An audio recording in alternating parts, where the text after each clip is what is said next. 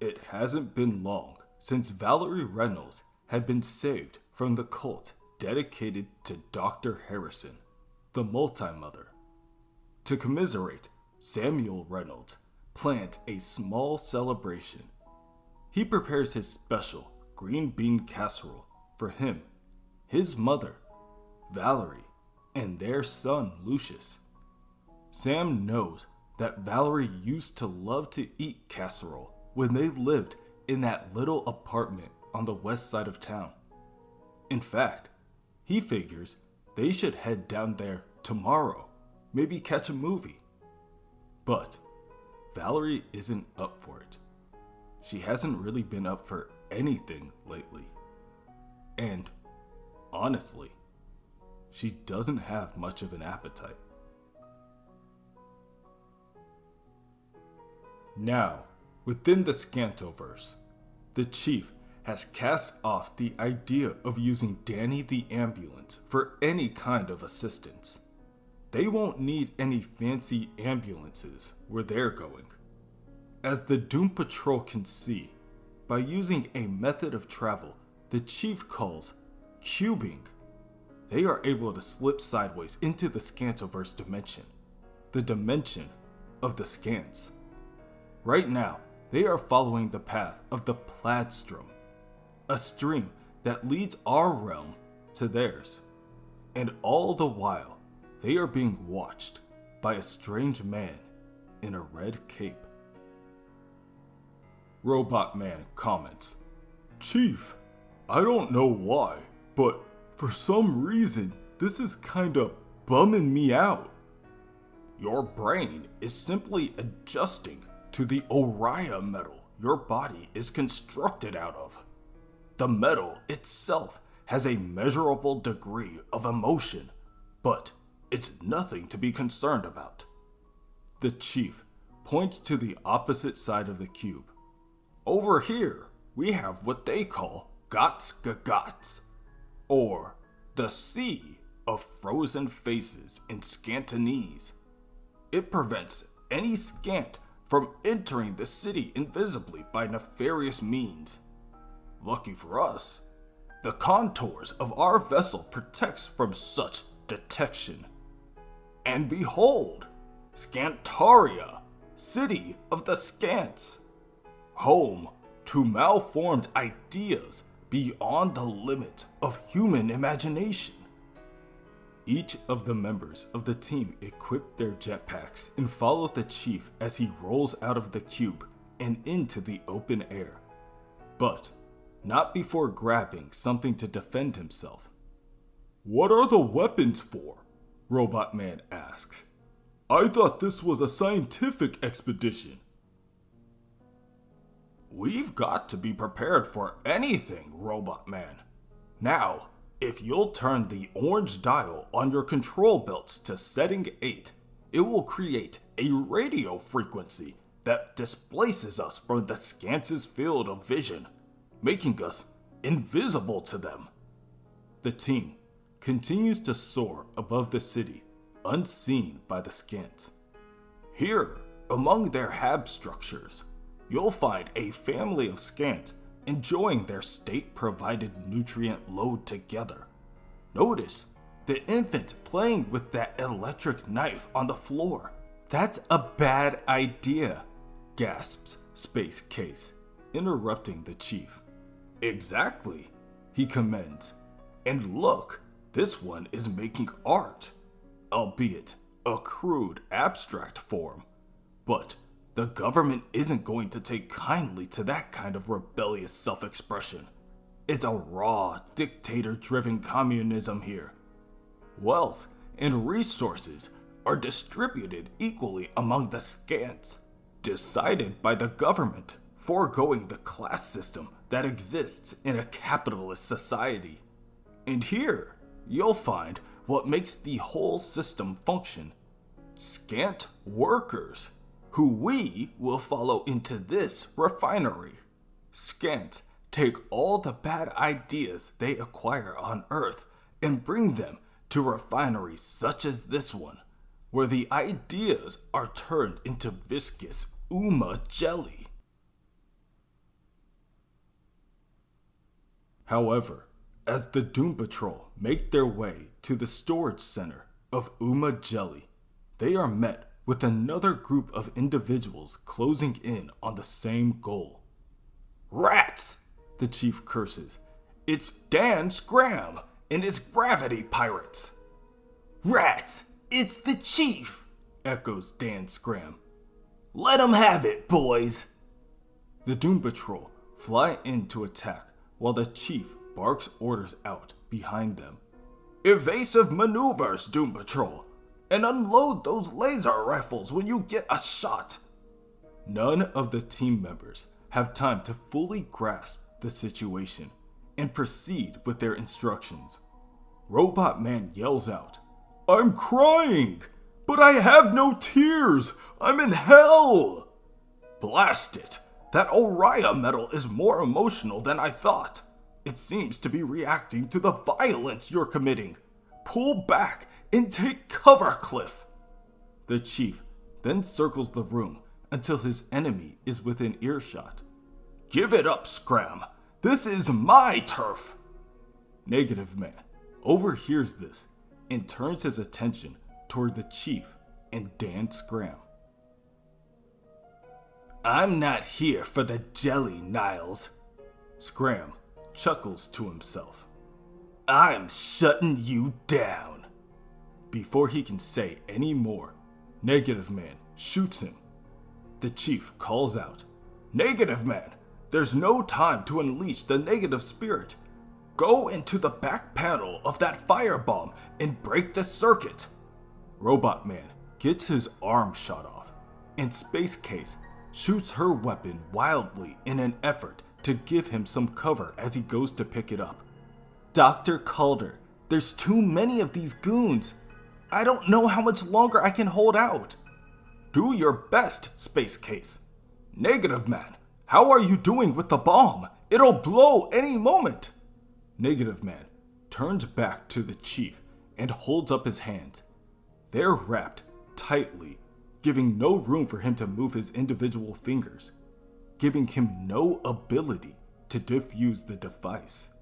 "It's these damn hands!" he cries out. "I can't!" At that moment, the bomb detonates. Dan Scram is just barely able to make it away from the blast in time.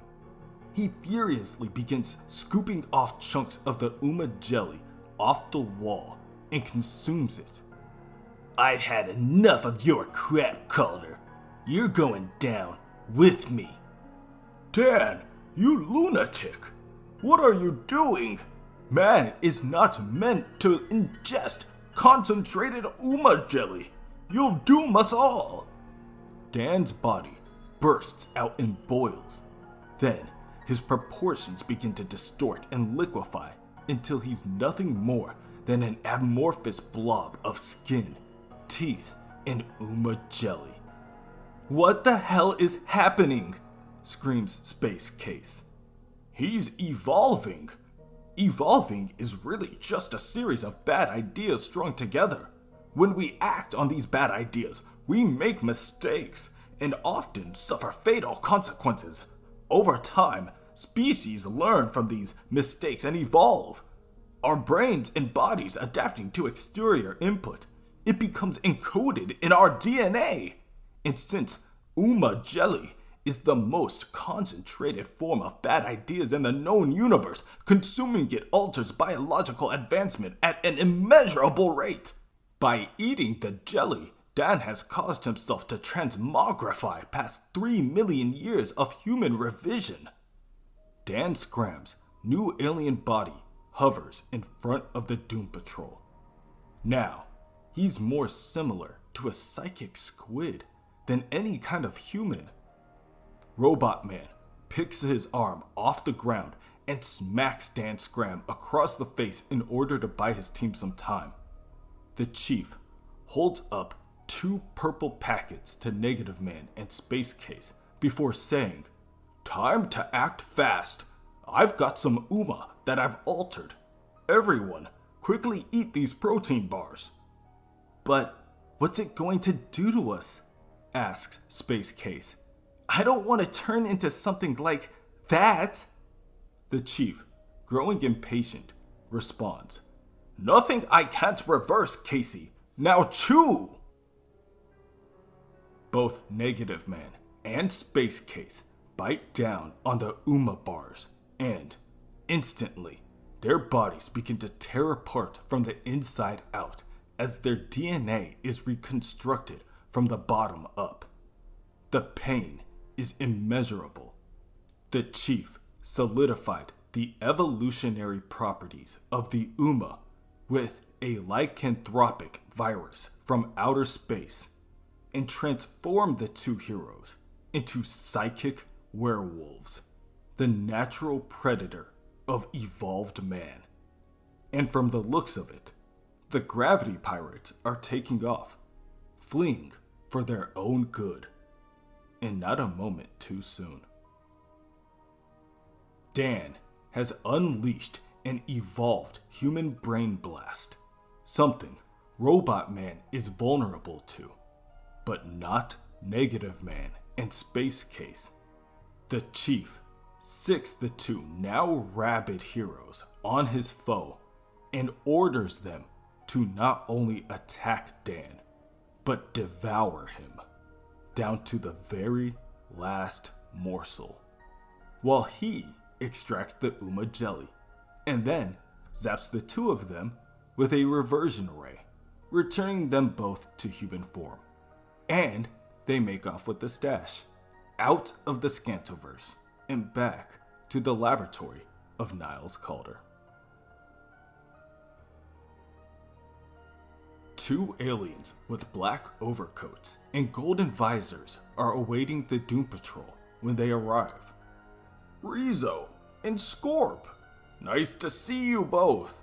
How have you been? Niles asks cheerfully. Cut the crap, Caulder. We're here to collect. You'll find the Uma jelly aboard the cube in easily transportable grav slabs. Should be more than enough to settle me up with Bruno. You'd better hope so, deadbeat. Or your bottom half won't be the only thing that's not responsive. As the two strange aliens unload the Uma jelly, Niles tells the team, Well, Doom Patrol, I'd say that mission was a resounding success. What do you say we make this union permanent? Yeah, we're gonna take a pass on that. Casey rolls her eyes. If you could get Cliff's brain back into his old body, we can... What the frick? Out of nowhere, Casey's newly grown leg dissolves into itself, and she collapses on the floor. Niles reaches into his jacket pocket and retrieves a small pink box. Not to worry, Miss Brink. You just need to keep taking these Niles nutrients to keep that leg healthy. If you follow me, I can apply some more growth. What is wrong with you? Casey screams as she slaps away the box of nutrient capsules. Larry, trying to be the voice of reason, says, Niles, I think it's best if we part ways. I mean, I don't even know how to explain what just happened out there. I also think you're gambling again. I understand, Larry. I've failed you all. For the last time, it seems. I'll get you all sorted out before you leave, if you follow me. Later, when Cliff is back in his right body, he comments that he doesn't remember anything, but he feels funny and his head hurts. Well, that should do it, Niles comments. If you all board the cube, I'll get you back to... We'll take the bus, Casey huffs as she leads Cliff out the room. Larry is the last to leave. He waves goodbye to Niles, saying, I guess this is goodbye. If I were you, I'd do some real soul searching and ask yourself if this is the kind of life you want to continue leading. Until then, take care of yourself, Niles, and see you around. That night, Casey returns home, exhausted.